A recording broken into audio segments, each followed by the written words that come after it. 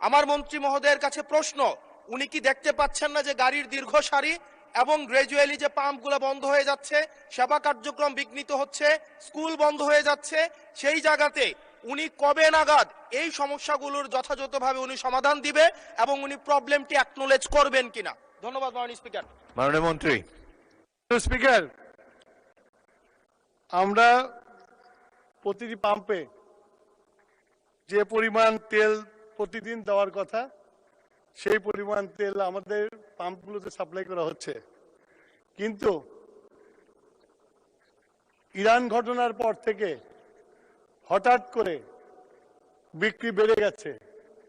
বিক্রি বাড়া যাওয়ার ফলে যে পেট্রোল পাম্পে যে পরিমাণে তেল দিতাম একদিন দেড় দিন লাগতো বিক্রি করতে, এখন 2 ঘন্টায় শেষ হয়ে যায়।